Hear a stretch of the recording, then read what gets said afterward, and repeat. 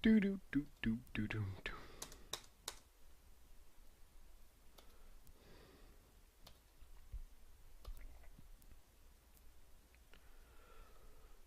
Hey guys, it is I, Albert.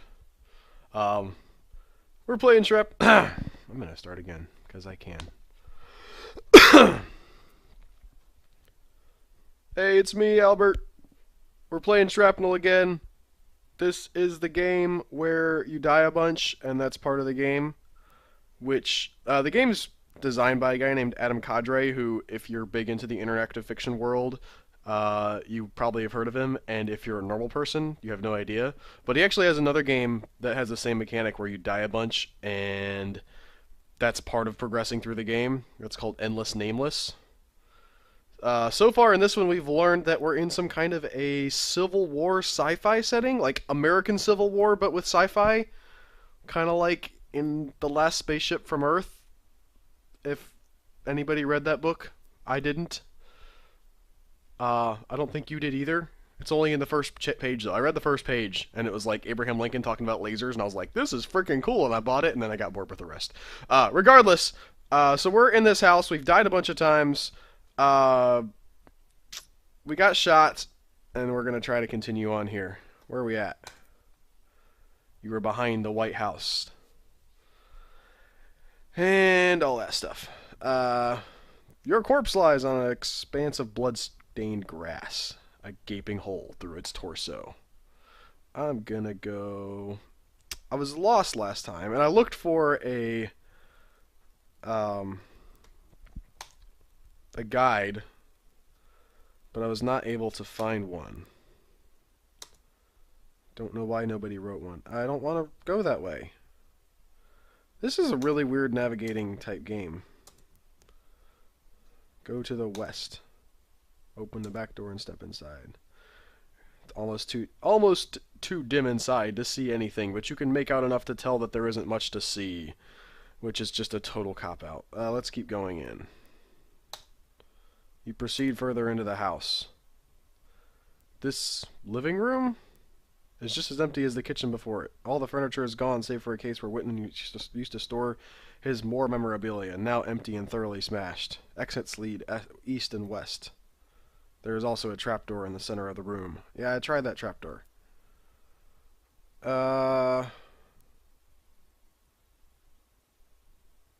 Let's go down. Of course I've died.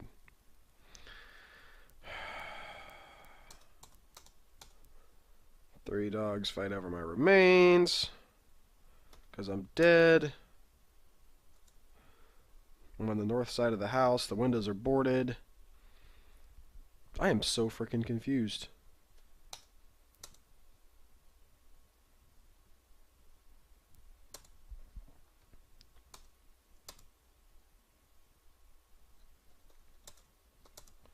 Look at corpse.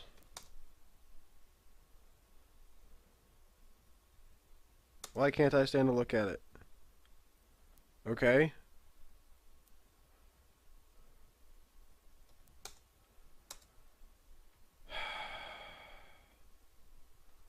Look at case. Well, what?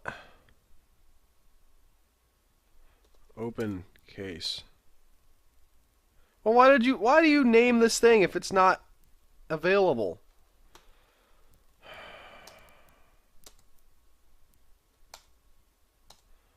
I hate this game.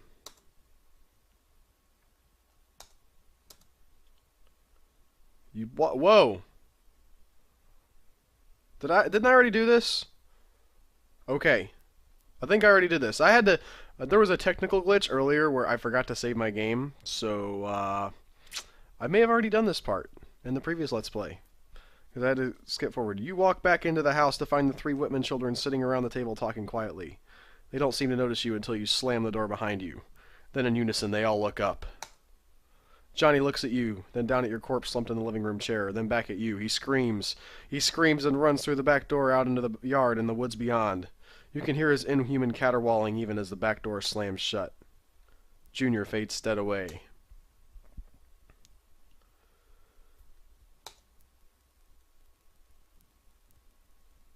Yeah, okay, so I remember reading this part. Yes, I want the story. This didn't work. Bam, I'm back again. You are in a dim, empty living room with only a corpse slumped in a chair for company. Rug adorns the center of the room. Exits lead east and west.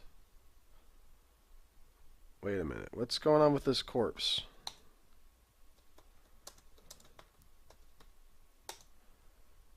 The corpse stirs as you approach. And that's when you realize this isn't you. It's Whitman. And he's not even dead. Merely drunk. Brat's always making such a racket, he mutters. You don't hear anything, but then you rarely hear much of anything over the constant roar in your ears. But a moment later you hear what he must be talking about as the boys, Johnny and Gregory, come tearing into the front room, fighting as always. This time it's not an exchange of blows, just a frantic wrestling match over what? A toy? Or are they just pain? Apparently. Interesting. You're doubled over. The pain! That kid smacked right into your leg, drove the shrapnel right through half a dozen nerves like a whole limb was being blown open all over again. And you seem to have thrown him across the room and he hit the wall. That's a load-bearing wall. His head is bleeding. Must have hit a stud. A doctor. Johnny is crying. Gregory needs a doctor! Doctor Who? Oh wait, it's not that story. Okay. A doctor, Whitman whimpers. He's doubled up next to you, and for a moment you're back in the forest with Union shells going off around you. Except they're not called doctors in wartime. They're called surgeons. That'd be a good spin-off. Surgeon Who? And making noise thrashing around just means you'll get a bayonet in the gut from some yank. Oh God, my son, Whitman mules, and you punch him in the face to shut him up. That gets Johnny's attention. Someone has to take control here, and though you can barely see from the pain, Whitman isn't up to the task. So there will be no doctors. No one's to know about this. You, Johnny, are to take the little Gregory down to the down to the basement. If he dies, he dies. If he recovers, he recovers. If he ends up somewhere in between, you'll get eaten by him later in the game. Or earlier, depending on your perspective. That's your responsibility. I'm not cleaning up after some idiot kid. Oh, now Whitman's picking himself up off the floor. See here, he's saying, this is my house, and you aren't going to... Shut your mouth! This is my house. I built it. You just sat there. The same way you sit there while your bastard children are running amok. Have to keep calling me over anytime you need to establish a little discipline. That means I make the rules, got it? Anyone else want to order me around? How about you? I don't care what you want. Nobody messes with Bill Blake, and nobody orders him around. Not snot-nosed kids, not impotent cripples, not union government, not God Almighty. The Grim Reaper has no say over Bill Blake, and neither do you. If your commands and what he wants to do happen to coincide, well, zip-a-dee-doo-dah.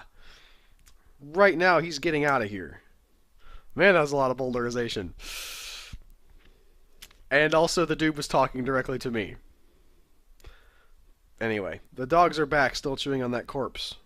But wait, if the corpse in the easy chair was actually Whitman alive, then this one... need a closer look. But the dogs are gone. Well, they were just there! The dogs are gone, and the sun is bouncing around in the sky like a rubber ball. And it was so clear a moment ago. Had a plan in mind, but now...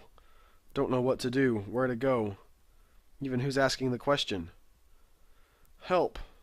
Please help. I have no idea what just happened. So, dude got hit by the kid, overreacted from the pain, smashed the kid into the wall, possibly almost killed him, decided not to go to the doctor, locked him in the basement instead, became self-aware that he was in a game, and then time traveled, and then forgot again. Alright, I have no idea. I don't even know where we're at.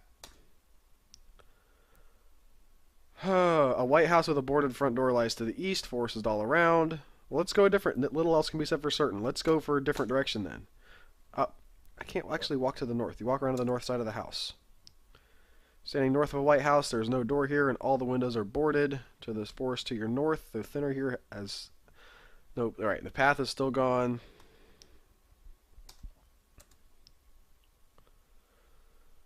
Alright, all that's the same. Look at corpse again. Alright, so I don't care about that corpse, apparently.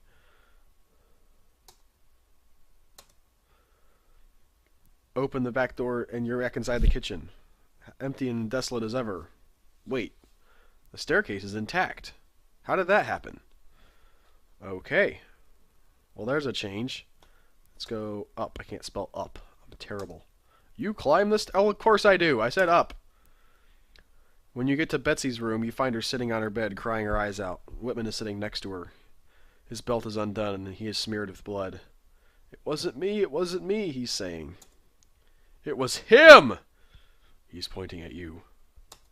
You look down. You are also covered in blood. You are standing in the front room of a white house. You know this because you are staring at yourself from across the room. He doesn't see you, though. He's looking at someone else. Although you can't see that person's face, it seems to be Tycho Green, he says. You may remember me from such wars as the American Civil War. I'm betting you've been wondering what's happening to you. The question is, do you really want to know? Do I really want to know? Come on, seriously? Whoever asks that question, like, the answer is always yes. People always want to know. You may go mad from the unimaginable horror of figuring out what you're doing. You're gonna go ahead and say, yeah, I want to know. I'll push that button and find out if it ends the world, or stop pushing it to see if it ends the world in the case of Lost, which is kind of an inversion of the trope, but whatever. Rant over. Moving on. It takes a while to drop the fat info bombs, and chances are your scattered little 19th century brain wouldn't be able to begin to comprehend the tale. But it sure caught all. Want the story? Yes, says the man with your face, and then he vanishes. I am so tripping out right now. I don't know what's going on. I'm like jumping through time, but not like okay. I vanished. More! I said more! Frag, Green mutters. Then he turns around and spots you. Stop by locating, he says. Alright, here's the scoop. I'm from what you would call the 22nd century. We call it more something like Windows 2101 2200 Sphere 1234888.59588. Track ZZ9. Huh! Hitchhiker's Guide to the Galaxy! Reference. That's where Earth is supposed to be. ZZ9 plural Z alpha. In universe, it might also be like actually self-aware that they knew about Douglas Adams and just decided to call it that. Whatever. Anyway, but then reckoning of the date got vastly more complicated once time travel was invented. The little thing-a-woozits about the size of a hockey puck. Have they invented hockey yet? Is that 19th century or 20th? I always get those confused. Anyway, you key in your temporal coordinates, blip back to wherever you want to go, only goes backwards, you skate. Can't go forward because there's branching. Bifurcation? Try bajillionification. I lost my place because there's a wall of text here. Oh, at any moment there are something like 7.6 times 10 to your mom. That's good. Little subatomic blips that could blip some other way. It's like a tree. You can follow any branch back to the trunk, no decision making necessary. But finding the right branch from the trunk, well, you have to choose wisely. The hockey puck can't choose because the calculations would take quite literally forever. And also it could melt. And also it can't just pick at random because most combination of subatomic blips lead to the universe spontaneously combusting without so much of a bye-bye grandpa loves you. You are standing east... Oh, are you serious? Okay. Of a white house surrounded by smaller buildings, which are collapsing and building themselves back up before your eyes. A carriage wheezes out of the carriage house, then vanishes. Green emerges from the outhouse and taps you on the shoulder. What was he doing in there? Taking a dump? For a while he's waiting for you to show up? So most people don't bother blipping back in time, he continues, because they can't get back. But me, I met this girlie and decided that she would be mine. Except she'd been dead for 200 years and I didn't want to dig her up. Because, ew, gross. I'm talking about Anne Whitman here. Not too shabby, You've got your Homer, your Bill Shakespeare, your Anne Whitman, and I guess now your Thuman Tran, though just between you and me, I think she's overrated. But Anne. Now, I don't know what that word is. Literature? Oh, literature. Okay. You gotta pronounce it out. Her literature just struck a chord with me. Me and 11 billion other people. Key, but still.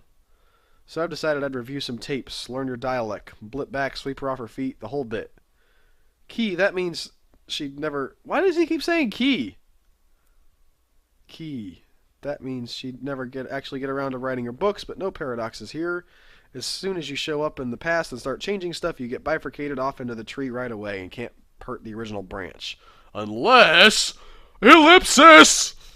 Dot, dot, dot! Alright, well, go on now. Betsy's room. Same dolls on the dresser. Same splashes of pink. Betsy is hanging from a noose tied to a crossbeam. She is 14 forever. Green arrives at the top of the stairs. Well, I'm getting ahead of myself, he says. See, the reason Annie was able to crank out all these incredible Southern Gothic novels is because she'd lived in this incredible Southern Gothic life. Like her little brother had his head thumped with all sorts of brain damage, got locked in the basement like a monkey with another brother assigned to feed him and clean up after him. Boulder eyes. Boop. That guy blew his head off. Gee, wonder why. Oh, and her little sister had been raped by her father and then hanged herself.